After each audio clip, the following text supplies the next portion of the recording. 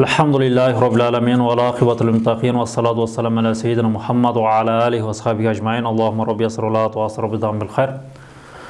Hurmatly jigitler, biz murdağı sabakta mebahisul alfas sözlerdi zildio temasını ötkönbüz. Anı ekiге bölgönbüz. Muhmal ana musta'male.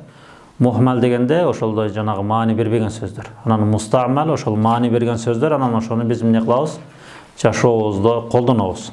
Anan oşol musta'mal özü mufrat ana murakkab bolup bölüngen. Mufrat degen bol kuralgan emes degen manide. Murakkab degen kuralgan. Hem biz aytkanбыз mantıkçılarda oşol janağı murakkab керек emes dep, biroq murakkabtındагы bir kança türlerini aytkanбыз. Murakkabdan maksat emne dep aytkanбыз? Ma yadullu juzuhu ala juzin ma'nahu depçi. Anan mufrat aytkanбыз. Mufrat kulli ana zati bolup bölünöt. Musammiyatul mufrat dep anın bir kança özgöçülüklerini, türlerini aytıp anın arasından dagı kulli menen zatiden kulliyi de alabız degenбиз, zati emes. Keyin 25-ci sabagыбызda oşo kulliydi aytkanбыз. Andan sırtkары oşol janağı nisbatu bayna kulli kulliyayn dep aytpadыкпы? Bul janağı kulliyden maksat bir söz anın manisi kulliyda. Kulliyde maksat жалпылай ne olgan? Kamtı olgan. Misalı insan degen söz, bul manisi jagынан alıp karaganda ne? Kulli, barın kamtı olan. İnsan atmaydı, kişi atmaydı. Al ayal kişi olup, erkek kişi olup ne kılat? Barın kamtı olgandıktan kulli deybiz. Hem oşol insandın misalı aslındağı sözler dep aytıp atpayбыз jana afrodlar. Afrodlardan maksat ne? Oşol misalı ayal kişi olup, erkek kişi olup, oşol janağı aslındağı afrod bolat da. Biroq insan degen söz özü ne bolat? Manisi kulli bolat. Жалпылай камтып алат. Эми biz oşo nisbat bayna kulli kulliyayn degende maksat bul janağı iki kulli manidegi sözdördün mындай aytkanda ortasındagı mындай baylanışты ötkönбүз. Anı biz kançaga böldük? Tabayun birincisi. Tabayun degen söz bul iki başka degen söz. Negizi bul nerseler köp kele berет usul fiqh akidalarda. Trosi kitaplarda oşoga jaşlap düşünüp alalı. Tabayun degen bul iki başka degen söz. Buga misal aytkanбыз insan, anan faras. İnsan degende bul da kulli, aslında afrodlar var. Anan faras at degende dagı al kulli mani, жалпылай mani aslında anındağı özünün afrodları var. Iki başka nerse. Al endi taraduf degen, bul taraduf degen misalı ne dedik? İnsan ve başar dedik. Ekosu bir nerse. Bul muradif dep koyuyoruz, sinonim sözler. Misal insan degende dele başar adam balasını düşünüyoruz, adam balası deseler insanı düşünüyoruz da. Ondan keyin üçüncüsünü umum ve husus mutlak. Bunu da aytkanбыз. Doskoya sızganбыз. Anan төртүнчүсү umum ve husus min vajih dep аны da aytkanбыз. Эми bugün buyursa Kulliyatul Hams. Bu jerde özünün sxeması turat. Sxeması 26-cı bette qarasаңар. Biz bunu atayın dağı düşünüklü boluş üçün sxema kitapta dağı var, anan doskaga dağı sızdık. Emi bugün buyursa oşol aqsamul kulli dep turbayбы? Oşo kulli bolgon manini ne kılabыз? Oşonun bölüklerini ötöbüz. Jana Kulliyatul Hamsaga jettik da buyursaçı. Bul biz Kulliyatul Hamsa'nı aytmadık belе. Kulliyatul Hamsa bul tasavvur babındağı mebadi depçi. Daşkında biz Kulliyatul Hamsa'nı düşüngönüzden keyin anan janağı tarif berебиз da. Oşo menen tasavvur babı bütöt. Tasavvur degende ayttık adam balası misalı bir neseni aytsaң, misalı jön ele bir misal jön ele bir çimçik deseң, adamın oyuna emne kelet, adam birinci oylanat da. Anan oşol çimçik anıktan öret. Al uçup havada uça turgan bir jandık kuş eken dep. Anın kanatı var eken, al jerde soylop ötken, havada uçat eken degендей maanidечи. Oşol sыңары biz bugün inşallah oşo Kulliyatul Hamsa'nı ötöbüz jigitler. Anan tarifte ötöbüz. Oşo menen biznillahü teala bir mantık ilimimizin birinci babı bütöt. Андан кейін екінші бапта дағы ушундай мәбәдилер бар дегенбиз. Qadaya wa ahkamuha деп, андан кейін мақасид бар, ал-қияс ва истидлал деп аны айтканбыз. Biz buyursa hazır 27. betten okuy bereli. 27. bet.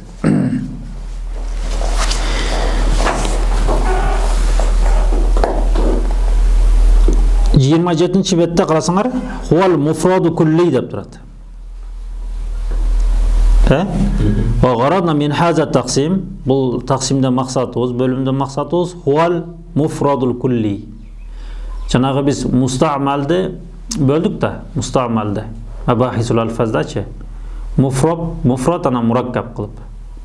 Мураккаб керек емес деп тұрып, ана муфрадда еке бөлдік. Кулли ана зати қылып. Бірақ андадағы зати керек емес, кулли деп айтпадық па? Ем қарасаңар осы жерде мынау. Хуал муфрадул кулли дегені.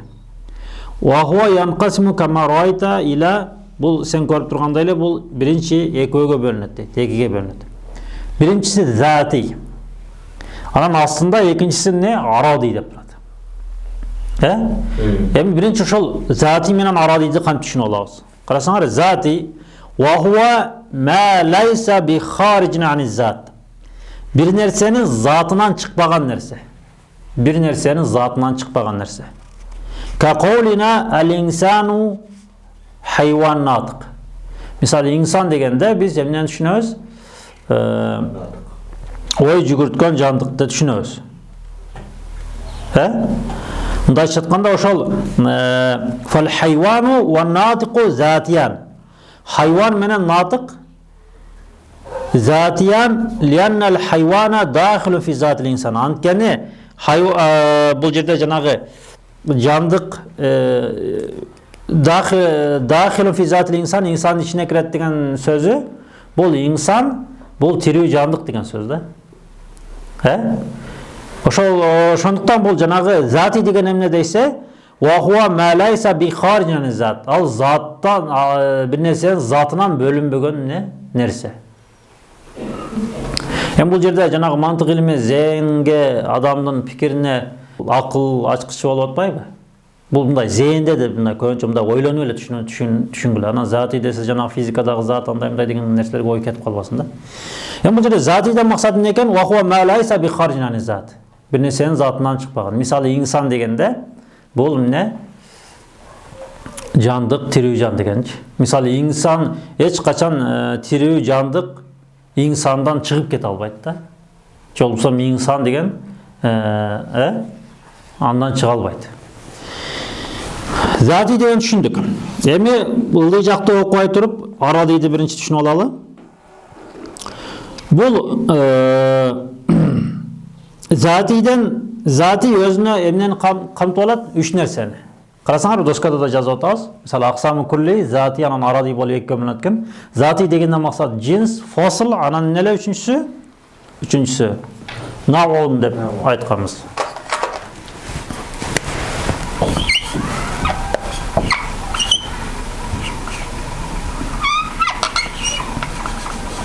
Наун, Бул джинс дегенде джинс деп эле түшүнөргүлө. Бирок фасыл деген ажыратат. Фасыл деп турбайбы өзү?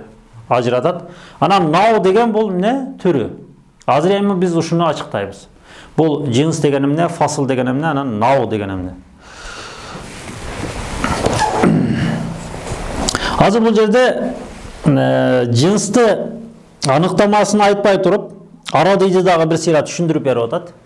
Анткени зати менен биринчи затиди түшүнүп алсаң, анын ичиндеги нерселер түшүнөсүң да, джинс, фасыл, анан нау. Анан арадиди түшүнсөң, анын ичиндеги хас менен анан арадыларымды түшүнөсүң да. Азыр экинчисин карасаңар, аради деп турат. Аради деген хуа ма кана харижин ани зат. Бул эмне экен? Анын затынан сырткары нерсе. Заттан сырткары нерсе.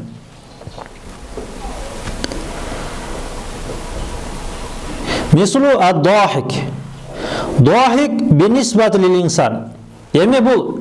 Эмне үчүн бул жерде жанагы инсандын кайра эле мисал келтирип атат, анткени адам болгондугубуздан да. Мисулу дахик дейт. Күлүүчү.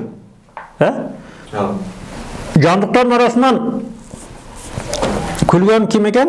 İnsan. Инсан экен. Эми бул жана инсанга каратып айтылганда, инсан дайым эмне болот, жигиттер? Күлөт да. Бирок ошол бул жерде эмне үчүн аради деп койду? Анткени инсан дайым күлүп жүрөбү?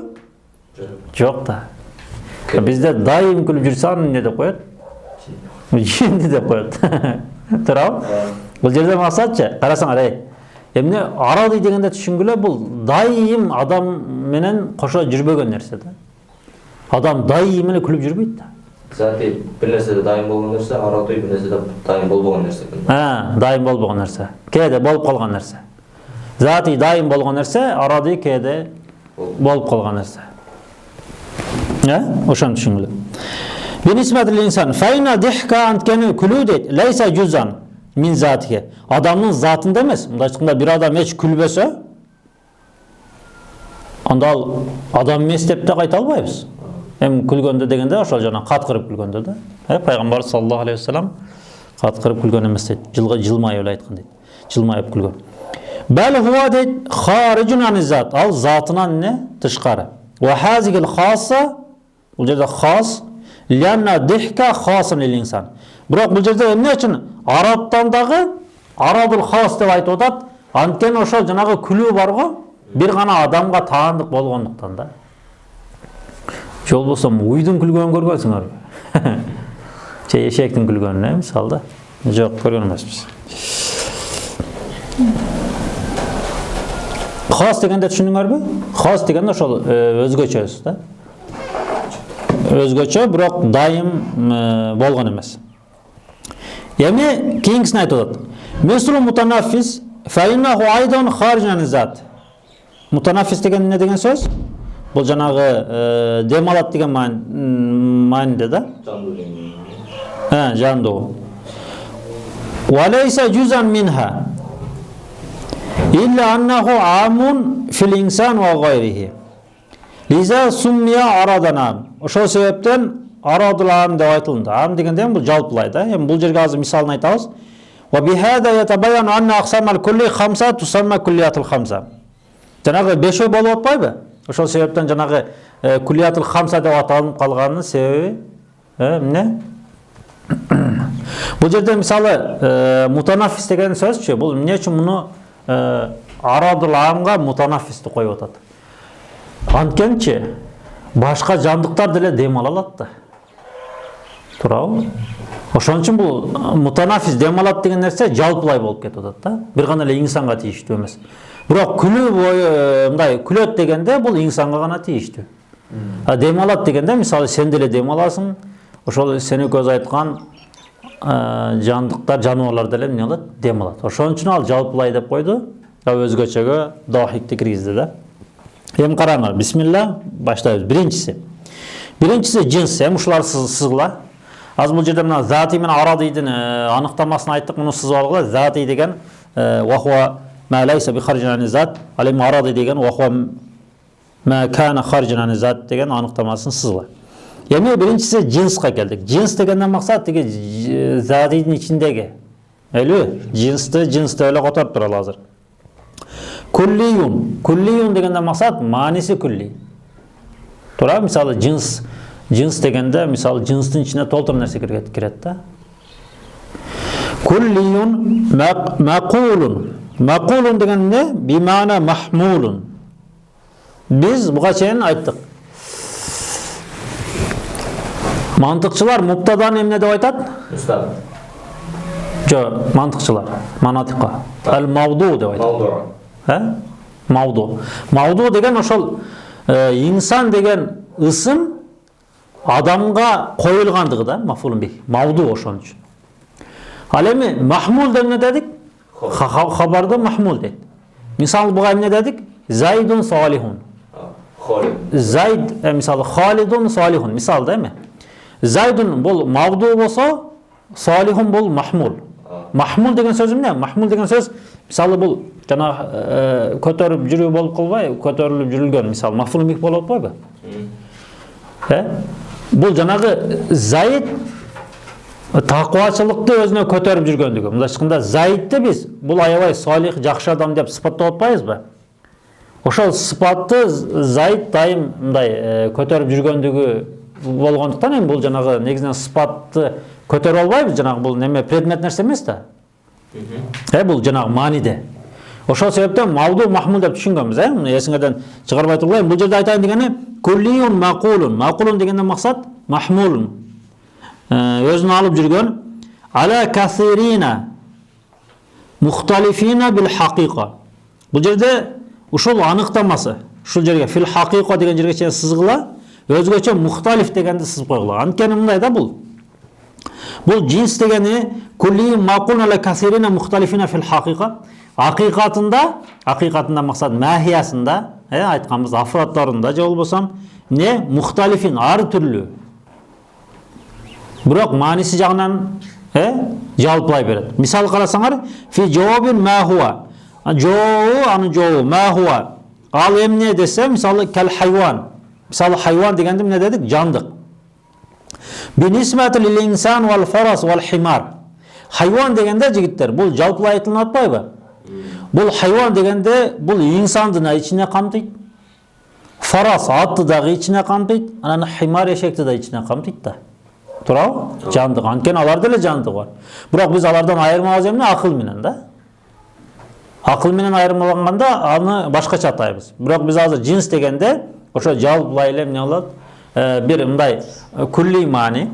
Бирок анын жанагы акыйкатында не ар түрлүү болот.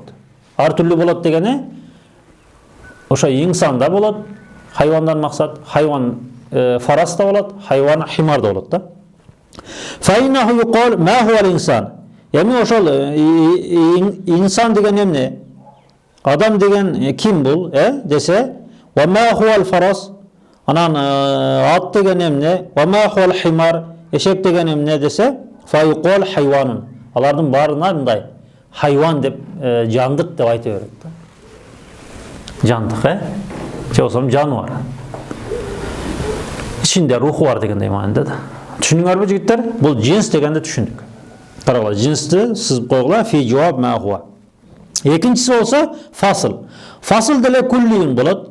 Юқалу бихи аля шайи. Ал бир нерсеге мынтип айтылынат дейт. Фи жавабин айю шайин хуа фи затихи. Затында ал эмне нерсе? Затында. Калафси натик. Мисалы биз ошо жанагы дагы эле ошо инсанга аныктама бере турган болсок, натикун, натиктен максат муфаккир, ойлонгонго мүмкүнчүлүгү жетет. Мындай ойлоно алат. Бинисбати лил инсан, фаинаху юқал инсан айю шайин хуа фи затихи. Инсандан максат мындай башка жогоруда айткан башка жандыктардан инсанды эмне менен биз бөлүп сууруп чыгабыз? Анын ал ой жүгүртө алгандыгы. Мындайча айтканда, биз башка жандыктардан инсанды мисалы ала турган болсок да, айырмалап ала турган болсок, ал инсан ой жүгүртө алган бир жандык дегенибиз деп айта турган болсок, ошо ой жүгүртө алган деген нерсени айтсак, ал эмне болот экен жигиттер? Фасыл. Фасыл деген бөлүп турат. Өзү айтып турат жигиттер. Бизде мисалы фарастан, аттан, же болбосо химардан эмне кылган? Бөлүп тургандыгы. Мисалы сен джинс дегенде вообще аралаштырып турсаң, мисалы джинс дегенде мына ал жерде мисалы ат кирсин, эшек кирсин, ана адам кирсин, бүт баары мисалы ичинде турса, мисалы ошолордун арасынан сен мисалы тандай турган болсаң, мисалы жылкыны тандай турган болсоң, атты. Атка эмне деп аныктама бересиң? Хайванын кишене турган, Сахилим. Сахилим. Мисалы, эшек дагы кишенип неме кылабы? Эшек айкырат деп коебуз го биз эми, аңырайт деп же болбосо. Карасаңар эми бул жерде. Ошол джинс, вообще джинс дегенде ошондой жандыктарды бир неменин ичине коюп турсак, мисалы зээнибиздечи, баарын топтоп турсак, арасынан анан бөлүп алганда жанагыдай ар биринин өзүнүн өзгөчөлүгүн койгонуңда ар бири чыгып атпайбы? Ал эми биз адам бул жерде мисалга эми ошол адамды койгондо эмне болот экен? Ошолордун арасынан натыкты коебуз да. Мындайча айтканда ошол менен эмне кылат? Өзгөчөлөнүп турат, ошол нерсе бөлүп турат. Ооба. Bu жерде kulli degende maksatçı janağı lafzun bi'tibaril ma'nada mınday aytkanda manisi kulli söz Day manisi kulli. Bir söz var, anın manisi kulli. Tabi bu janağı lafzga sıfat bolup berbeyt da. Yemi üçüncüsü jigitler. Üçüncüsü. Bu nav'u. Qaraglar, biz az zatiden çıkarakpız. Nav'u. Nav'u degen bu türü. Türü. Huwa kulliyun al kulli deyt. Yuqalu ala kasirina muttafiqina fil haqiqa. Bir jalpılay bir nersege aytılınat, biroq haqiqatında ne muttafiqin dal kelet deyt. Qarasaňar, yemi nav'çı nav'u. Nav'u menen jinstin ayırması ökösü birdeyle, biroq jinsda afratlary muhtalif, her türlü bolup keletler. Yani nav'daçı dal kelet da bir-birine. Bunu kantip düşünöz? Misalı fi cevap ma huwa bu kadar ошол. Alayne degen suroo berilet deyt. Fa iza qila ma Zaydun wa Khalidun wa Ali. Zayd, Khalid, Ali kim bular dese yuqalu aytılınat insan. Bunda çıkanda qarasaňar janağı muttafiqina degen söz dal kelet. Misalı az bu jerde misalı men, Hanafi, Said Nabi misalı. Biz barыбыз эле эмне кылабыз?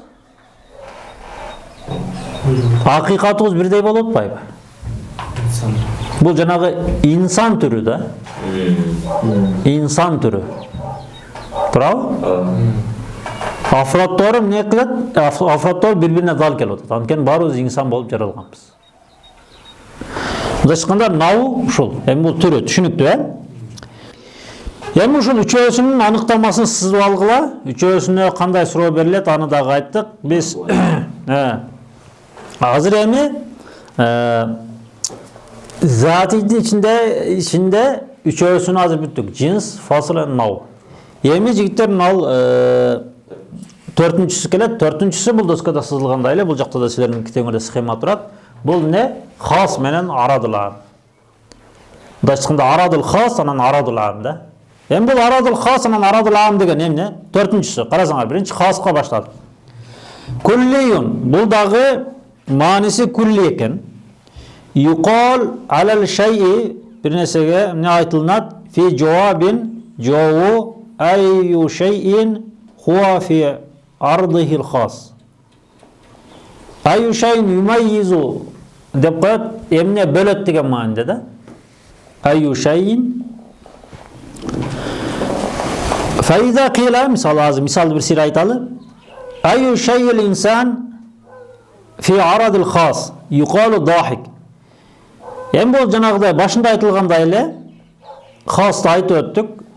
Бұл егер biz insandı oşol janagıday jandıktardын arasынан insanга anyktama бере турган болсок, anda biz insandın başka jandıklardan özgöçölөнгөн, kede özgöçölөнүп турган немесе, özgöçölүгү kayсы desem ne dedik? Dahik. Bunu ne detkemiz? Khas.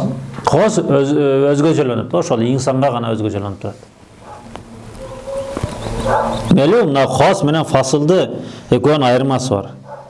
Biroq ökösünün ne? Suroosu bir bolot da jigitler. Misal qarasaňar, cins menen navga fi cevabin ma huwa. Misal ma huwa al emne degen suroogo ne? Misal cins menen fasıl, cins menen navga al emne degen suroodu berебиз da. Oşan bir yerine жазып algıla. Cins menen fasıl.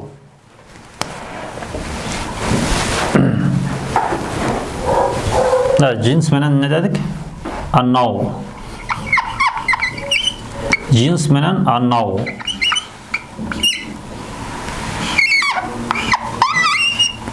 Ökönem ne degen sura berебиз? Fi cevabin ma huwa. Meyli. Alemi fasıl menen khaska, fasıl menen khas. Al fasıl menen al khaska savda. Bu ökönem ne degen sura berебиз? Ayyu şeyin yumayyizu fi zatihi da. Элүү жазып алгыла. Айю шайин юмайизу физа. Мындайча айтканда фасыл менен хаска бериле турган суроо башка. Анан джинс менен науга бериле турган суроо башка. Ал эми арадыл амга болсо суроо берилбейт бугачы.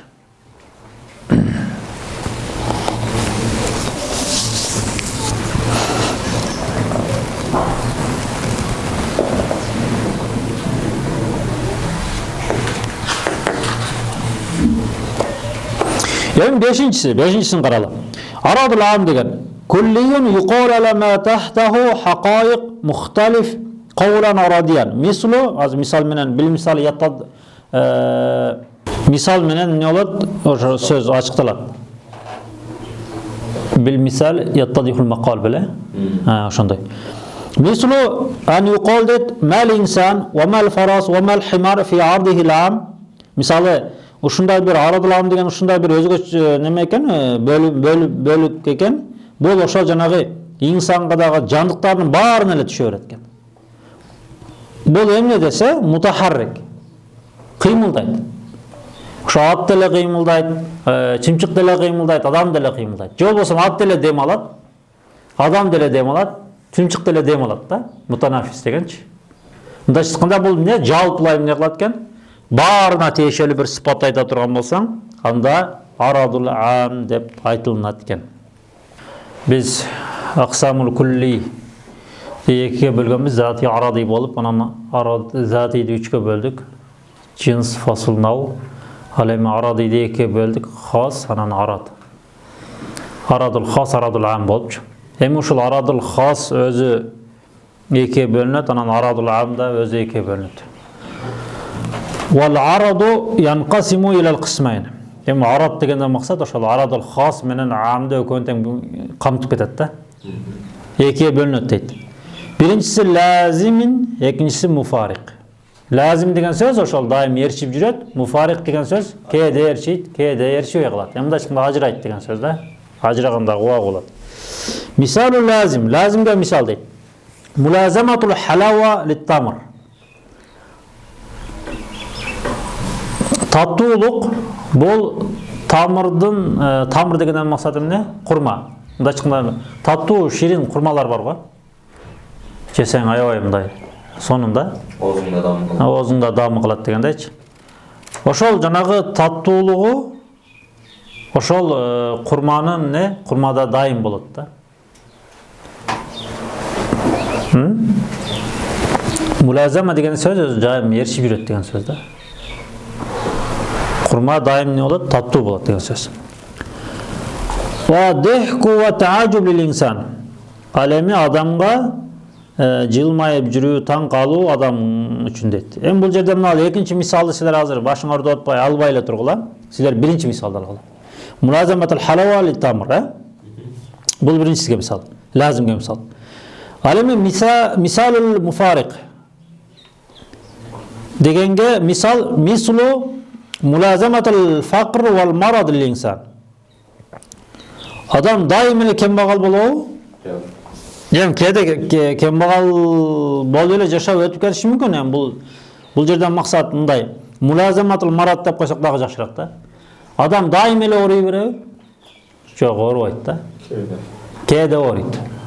Эми туруп Кудай сактасын, daим эле ооругандар деле бар негизинен. Бирок мындай daим эле адам дегенде биздин оюбузга бир орукчан бирөө келбейт да. Ошол үчүн муфарак деп, муфарикун деп аталды да. Мындай бөлүп турат. Кээде эле болуп турат. Лил инсан файнаху гайра мулазимин лаху.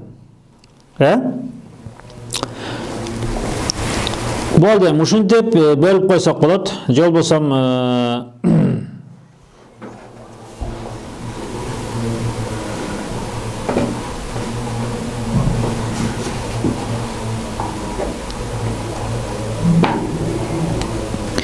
мындай дагы бир түшүнүктөр бар, ушуларды бир эске алып койгула жигиттер. Бул мантыкта бил феал анан бил кува деген нерсе бар да. Бил кува деп жазып койсоңор. Мисалы бил кувати.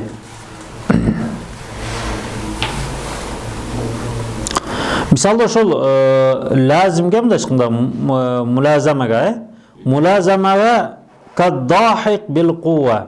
Мындай айтканда буга бил кува деген сөзчү биринчи мынтип түшүнүп алгыла. Бил кува деген сөз бул мисалы ошол нерсени кыла алат. Мисалы бардык адам жылмайып күлө алабы? Ооба. Бардык адам жылмайып күлө алат. Биз аны бил кува деп коебуз да. Мындайча айтканда, адам жаралганда анын ичинде ошондой эмне бар? Күч бар. Күч бар. Ошондой өзгөчөлүк бар. Ал эми күлүп турса, жылмайып, же болбосо каткырып күлүп турса, аны бил кува дейбиз. Аны бил фиал дейбиз. Жазып койгула. Бил фиал деген фиалан деп айта берет арабтарчы. Фиалан деген сөзү ошол азырбы деген мааниде да эмчи. Мисалы биз билебиз, адамда бир ушундай күч бар, ал адам баласы, баардык адам баласы күлө алат, жылмай алат. Бирок качан ошол күлүп, жылмайганы болсо, ал бил фиал болот.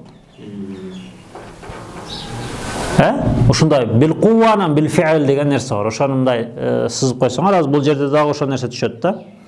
Мисалы мулазамату каддахик бил кувва, муфарака каддахик бил фиал деп башка китептерде ушинтип мисал алып келет. Ошол дагы жакшыраак да. Ошол дагы түшүнүктүү болот. Болду эми жигиттер, бул жактан ал биз өйдөдүк айткан нерсени айтып атат, бир сире окуп кетели. Фаида кулна лил инсан хайван натык фал хайван джинс болот турабы? Ва хуал жузул аам. Бил жанагы жузул аам, жузул ахас деп өткөнбүз. А натык болсо фасыл болот. Аны айттык. Лианнаху жузул ахас. Мажмул жузайн хуал инсан ва нау. Ва иза кулна лил инсан хайван дахик десек, ау мутанафис десек, файна дахика мутанафис минал арадил харижа ан таркиби затил инсан дейт. Бул жанагы өйдөдөгү нерселерди айтты.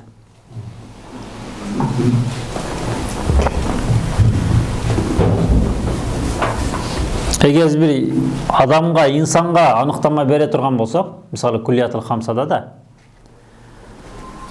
ага ушул 5 нерсени эмне кылат экенбиз? 5 нерсеге мындай салабыз да. Эгер адамга аныктама бере турган болсок. Жинска эмне болду? Мисал, жинска хайван болду. Ооба. Бул жерде да ошону айтып атат. Ал эми фасылгачы? Натык, муфаккир деген мааниде. Үчүнчүсү наугачы? Инсан. Ушул үчөөсү эмне болду? Бул зати болду да. Ал эми арадыл хас менен арадыл аам болгондо, арадыл хас болгондо дахик да айттык. Арадыл аам болгондо эмне? Мутанафис, мутахаррик деген мааниде да. Азыр бул жакта ошол нерсени айтып атат. Эми бул жагын ачып койгула. 29-бет. Жигиттер, эми биз мына куллиятыл хамса деген нерсени 5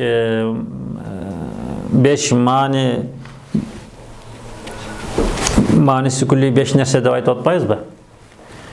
Ушул мындай айтайын дегеним, мисалы биринчи кайсын айттык? Жинсти айттык, анан фасылды айттык, анан науды айттык. Бул үчөөсү затиге кирдик. Анан арадыйге, арадыл хас менен аамды айттык, ушул 5-өөсү.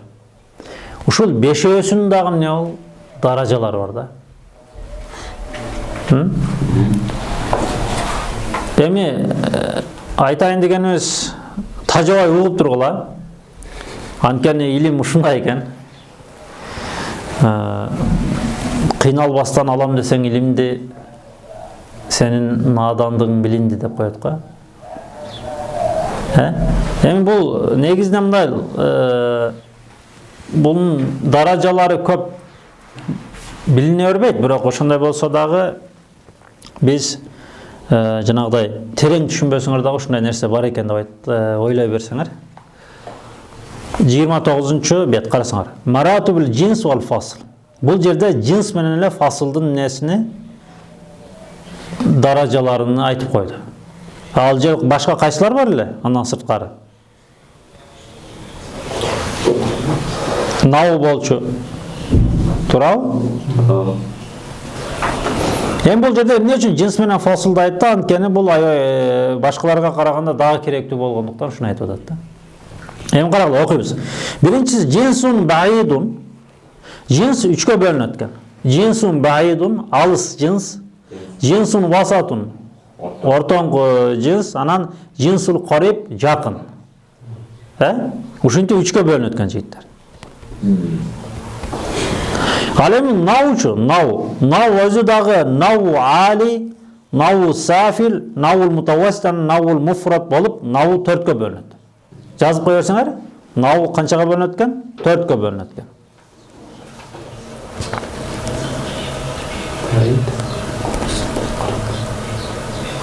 Нау 4кө бөлүнөт. Ал эми фасылчы, фасыл дагы ушинтип 3кө бөлүнөт, жинс бөлүнгөндөй элечи. Fasıl bayit, fasıl vasat, fasıl qarib болчу. Fasılda максат жанагы бөлүп турат деп айтпадыкпы? Башка жандыктардан инсанды. Ошо бөлүп турганы алыс болот экен, ортоң болот экен, анан qarib болуп ушундай бөлүнөт экен. Иншалла кийинки сабак ушул темаларга байланышлуу болгон макулатул ашар деген илим бар. Ошол тууралуу бир сыйра кабар беребиз, анткени макулатул ашар деген илимден бир сыйра тааныш өтсөңөр жакшы болот. Анткени бул нерсе дагы ошол жанагы акыйдада керек да. Бул дагы ошол философиянын ичине кирет. Мисалы, мантык деле философиянын ичине кирип атпайбы? А макулатул ашар дагы бул философиянын ичине кирет да. Карасаңар, биринчиси жинсун байит, мисулу жаухар. Жаухар деген не? Бриллианташ.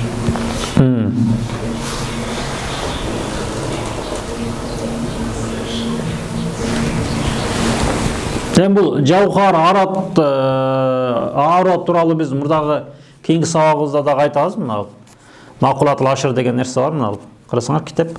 Макулатул ашар байнал фаласифат вал мутакаллимин. Философтор менен мутакаллимдердин ортосундагы не? Макулатул ашар деген неме? Илим. Мындайчыканда биз билебиз, философтор бул философтор.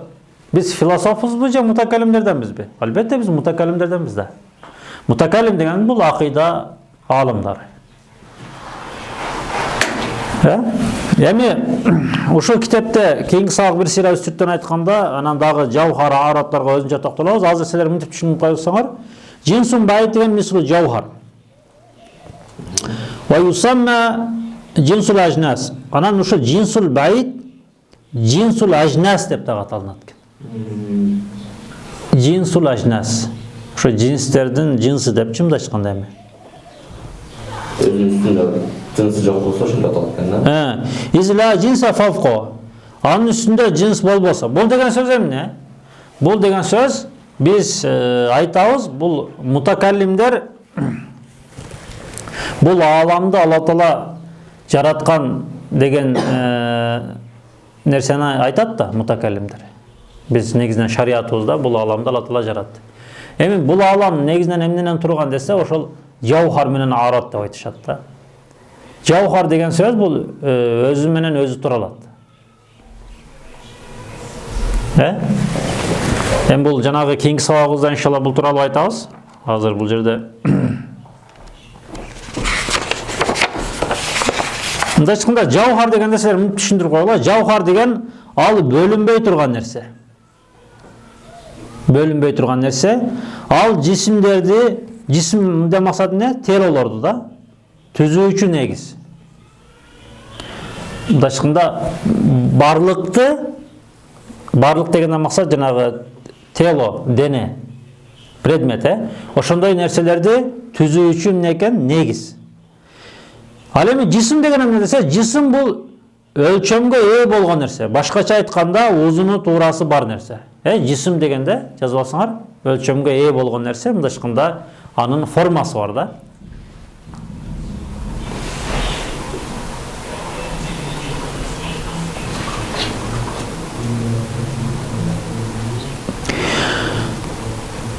Ал эми жаухарчы жисимдерди телолорду, мындайча айтканда, жисимден максат телолорду түзүүчү негиз.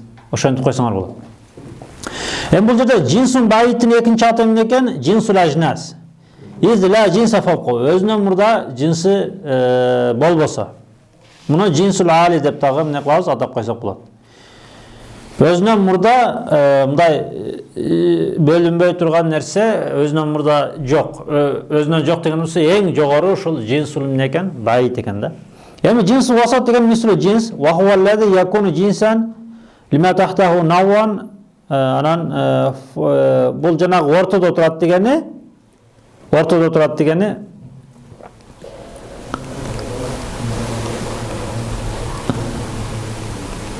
тахтаху эмне болот? Анын астында Джинстар болот, үстүнө дагы джинстар болот. Анын астында нау турат, үстүндө жауһар да мындай айтканда. Силер мынтип түшүнүп алгыла, мейлем, көп эле акылыңарга келе бербесе дагы, джинсун баит дегендин экинчи аты джинсул ажнас болот экен. Же болбосо джинсун али деп коет экен. Бул эми ошо эң жогорку пик да. Буга мисал жауһар деп койгула. Ал эми экинчисиге джинсул васат дегенден максат буга мисал жисим деп койгула. Анткени жисимдан жогору кайсы турган? Жауһар турганда. А жисимдан ылдый эмне турат? Хайван турат. Үчүнчүсү джинсун кариб дегенде мислу хайван. Хува аллази ла джинса тахта, бал тахтаху анва. Ушинтип джинсти эмне кылабыз? Үчкө бөлөбүз. Ал эми төртүнчүсүнөн нау деп коюп турам. Бул жерде жанагы науга бир эле мисал келтирип коюп турам. Ошол эле мисал керек кылыпчы. Бул негизинен нау өзү төрткө бөлүнөт жигиттер. Муну азыр айтып берем. Нау дегенде максат мисалы мислул инсан, юсамма наул анва. Жанагы джинсул ажнас дегенде эле наул анва деп аталынат экен. Мунун өз негизи аты бул неме да? Наул али да. Эң жогорку неме? Пик дегенде эле жанагы эң жогорку джинсти биз эмне дедик? Жауһар дедик да. Ошол сыңары эң жогорку нау бул эмне болот экен? Инсан. Юсамма наул анва, изла науа тахта, бал тахтаху афрод. Ва хия Халид, Мухаммад ва Али. Эми ошол жанагы наудан максат эң жогоркусунда бир инсан көрсөтүлөт экен. Анан анын астындагылар эмне? Афроддор болуп кетет да. Афрод дегенде ошо Халид, Мухаммад, Алилер дагы эмне кылабыз? Ошол жанагы инсандын астында болот. Андан кийинкиси фасыл. Фасылды биз баид, васатынан кариб кылып бөлдүк. فاصل الذي يميز الجنس البعيد يسمى فاصلا بعيدا مثل الإنسان جوهر متحيز، والذي يميز الجنس وسط يسمى فاصلا وسطا مثل الإنسان جسم متحرك بالإرادة، والذي يميز الجنس قريب يسمى فاصلا قريب مثل الإنسان حيوانات.